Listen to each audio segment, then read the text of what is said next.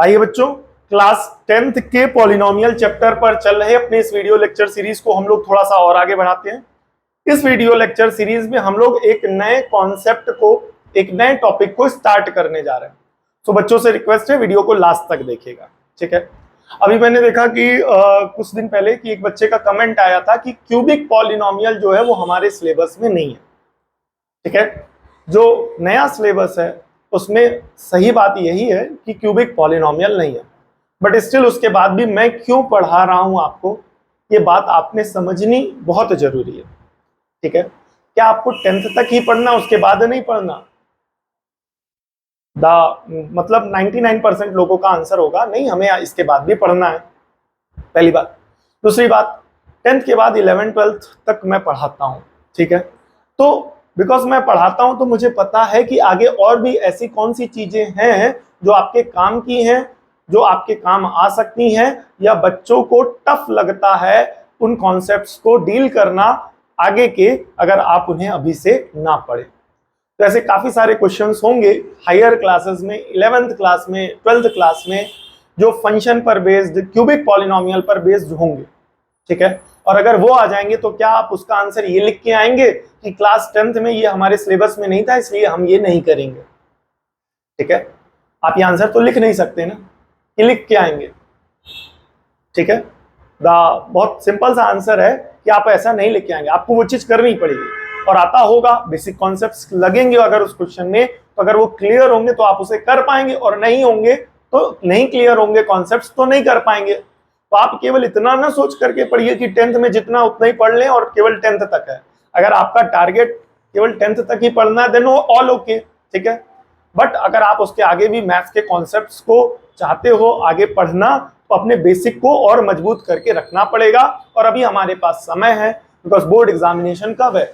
लगभग 7-8 महीने बाद, ठीक है। तो ऐसी सिचुएशन में अगर हमारे पास टाइम है, अगर हमारे पास मौका है, तो हमें उस कॉन्सेप्ट को पढ़ लेना चाहिए, कम से कम समझ लेना चाहिए, बिकॉज वो आगे काम आएगा।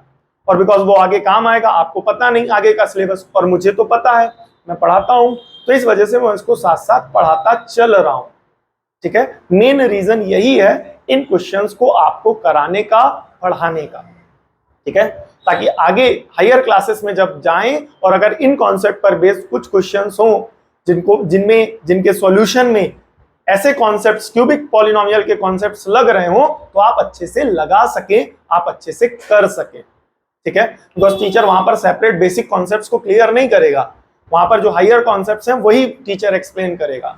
बेसिक कॉन्सेप्ट्स तो आपको बचपन से आने चाहिए, ठीक है। इस वजह से ये वीडियो लेक्चर सीरीज इंपॉर्टेंट है, लास्ट तक देखना, क्यूबिक पॉलिनोमियल को पूरा फॉलो करना इस वजह से जरूरी हो जाता है, ठीक है। आइए अपने इस नए कॉन्सेप्ट पर डिस्कशन करते हैं, ठीक है। यहाँ पर है क्या, ध्यान से देखिएगा, दो पॉलिनोमियल दिए गए, एक पॉलिनोमियल है हमारा fx और दूसरा पॉलिनोमियल है हमारा gx, और यहाँ पर fx डिवाइडेड बाय gx बताना है, ठीक है।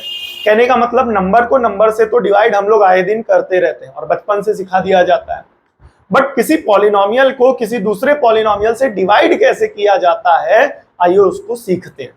क्लास 8th में उसके कुछ कॉन्सेप्ट्स थे, 9th में भी थे, बट हो सकता है आप भूल गए हो, तो और अगर आता है तो बहुत अच्छी बात है। रिवीजन के लिए इस वीडियो को लास्ट तक जरूर देखिए, ताकि कुछ बेसिक कॉन्सेप्ट्स आपके अच्छे से रिवाइज हो जाएं, ठीक है। तो यहाँ पर हमें पॉलिनोमियल को पॉलिनोमियल से डिवाइड करना है। किसी पॉलिनोमियल को किसी दूसरे पॉलिनोमियल से कैसे डिवाइड करते हैं, ठीक है, इसको समझने के लिए इस वीडियो को लास्ट तक जरूर देखें, ठीक है। और कमेंट करके बताएं कि आपको कैसा लगा, समझ में आया कि नहीं, ठीक है। तो fx डिवाइडेड बाय gx, तो यहाँ पर fx लिया जाएगा x cube minus 3x square plus का 5x माइनस का 3, डिवाइड कराना है gx से, यानी x स्क्वायर माइनस का 2। इतना आया कि नहीं है? तो इसमें पॉलिनोमियल को पॉलिनोमियल से कैसे डिवाइड कराते हैं, ध्यान से देखिएगा। यहां पर पहला टर्म क्या लिखा हुआ है, x क्यूब लिख लिया, ठीक है। और यहां का पहला टर्म क्या लिखा हुआ है जिससे डिवाइड करा रहे हैं, x स्क्वायर, ठीक है।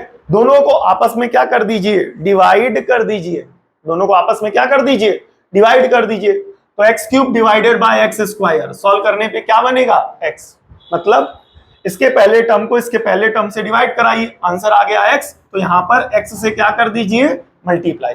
बिकॉज टेबल होता है तो बच्चों ने नंबर को नंबर से डिवाइड करने के दौरान टेबल याद कर रखी होती है, तो हम उसका टेबल पढ़ते हैं, या तो वो आए या तो उससे कम आए, उससे ज्यादा नहीं आना चाहिए। बट यहाँ पर पॉलिनोमियल का टेबल तो होता नहीं है ना, तो कैसे डिवाइड करेंगे, ठीक है, किस नंबर से डिवाइड कराएंगे, किस वेरिएबल से डिवाइड कराएंगे, उसको पता करने का तरीका ये है क्या, कि जिसको डिवाइड कराना है आप उसको लिखें, ठीक है, और जिससे डिवाइड कराना उसका पहला टर्म आप फिर से लिखें, और दोनों को आपस में डिवाइड कराएं, जो आ जाए इसका मतलब उसी से मल्टीप्लाई कराओ। ठीक है, इतना आया कि नहीं आया? अगर इसमें भी कोई डाउट हो तो ठीक है, आप कमेंट कर सकते हैं। और थोड़ा सा बच्चों को टफ पड़ता है तो इस कॉन्सेप्ट पर कम से कम 3-4 वीडियो तो बनाएंगे ही बनाएंगे, ताकि बच्चों को अच्छे से समझ में आए। तो आइए मल्टीप्लाई कराते हैं। इस एक्स स्क्वायर को एक्स से मल्टीप्लाई कराएंगे तो आपका आएगा एक्स क्यूब, और इस -2 को x से मल्टीप्लाई कराएंगे तो माइनस का 2x। इस बात का विशेष ध्यान दें कि जैसे यहाँ क्यूब के नीचे क्यूब वाला टर्म लिखा है, तो जब आप -2 को x से मल्टीप्लाई कराओगे आएगा -2x। तो ये जो x वाला टर्म है उसी के नीचे उस टर्म को लिखना, बिकॉज होगा क्या, ये दोनों सिमिलर टर्म्स, लाइक टर्म्स आपस में सॉल्व होंगे। ठीक है, तो आइए अब इसके बाद सब्ट्रैक्ट करते हैं। तो ये प्लस का था माइनस और ये माइनस का था, तो यहाँ साइन चेंज हो जाएगा because minus minus plus. Subtract करते हैं तो इससे ये पूरा क्या हो जाएगा, कैंसल। अब ध्यान से देखना, बच्चे गलती यही करते हैं। अब ये जो टर्म लिखा हुआ है इसको एज इट इज उतार दीजिए, -3x²। अब ये दोनों टर्म सिमिलर टर्म है तो ये दोनों आपस में सॉल्व करके लिखिए। ये लिखा हुआ है 5x, कैसा, प्लस का। अब ये क्या लिखा हुआ है 2x, लेकिन कैसा, प्लस का। तो प्लस प्लस प्लस, तो ओवरऑल हो जाएगा 7x। उसके बाद ये जो लास्ट का बचा टर्म है वो, बिकॉज इसके नीचे इसका कोई लाइक टर्म नहीं था तो ये एज इट इज आएगा, इसके नीचे इसका कोई लाइक टर्म नहीं था तो एज इट इज आएगा, इसके नीचे इसका एक लाइक टर्म था तो उसको आपस में सॉल्व करके क्या कर दिया, लिख दिया। ठीक है, अब वंस अगेन अब किससे डिवाइड कराएं, इससे, इसको पता करने के लिए यहाँ पर जो पहला टर्म है वंस अगेन यहाँ के पहले टर्म से डिवाइड करा दीजिए। यहाँ पर क्या लिखा हुआ है बताइए, 3x², लेकिन कैसा, माइनस का। विथ साइन डिवाइड कराइएगा, इस बात को विशेष ध्यान दीजिएगा। ठीक है, अब यहां पर जिससे डिवाइड कराना उसका पहला टर्म क्या है, x²। तो x² से x² कैंसिल, बचेगा क्या, -3। तो किससे मल्टीप्लाई कराएंगे, -3 से। आइए कराते हैं। तो -3 × x, -3 × x², क्या हो जाएगा, -3x²। ठीक है, तो -2 × -3, तो क्या हो जाएगा, +6। 2 कैसा है, माइनस का, 3 कैसा है, माइनस का, तो minus into minus plus. Once again यहाँ पर भी उस रूल को फॉलो करेंगे, बोले क्या, लाइक टर्म को लाइक टर्म के नीचे ही लिखना है। तो आइए लिख दिया। अब क्या करते हैं, सब्ट्रैक्ट। तो माइनस का है, जब आप सब्ट्रैक्ट करोगे तो इसका साइन चेंज हो जाएगा, और ये प्लस का है तो जब आप सब्ट्रैक्ट करोगे तो साइन चेंज हो जाएगा।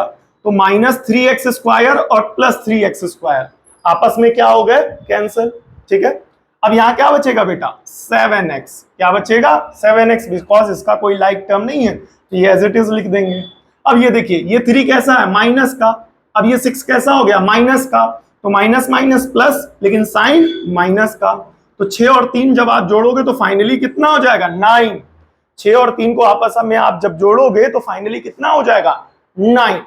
ये हो गया आपका फाइनल आंसर। ये आपका क्या हो गया बेटा, फाइनल आंसर। ठीक है, यहाँ आप देख सकते हैं फाइनल, ये हो गया आपका रिमाइंडर, ये हो गया आपका क्या, क्वेश्चन, ये हो गया डिवीजर, और ये हो गया आपका डिविडेंड, और ये हो गया fx/gx। इस तरीके से आपने एक पॉलिनोमियल को दूसरे पॉलिनोमियल से डिवाइड कराया।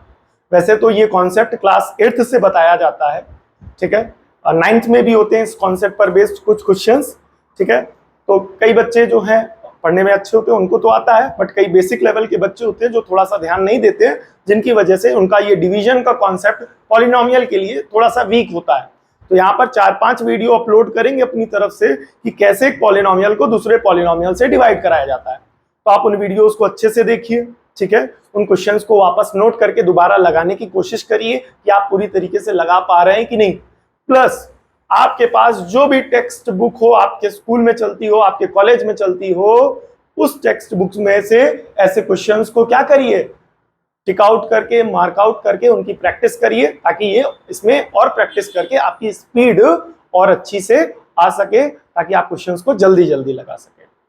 ठीक है, और अगर आपका कोई सजेशन है, कोई डाउट है, तो आप हमें कमेंट करके जरूर बताएं। आपके डाउट को क्लियर किया जाएगा, आपके डाउट पर सेपरेट वीडियो बनाई जाएगी। ठीक है, मिलते हैं नेक्स्ट वीडियो में, तब तक के लिए जय हिंद।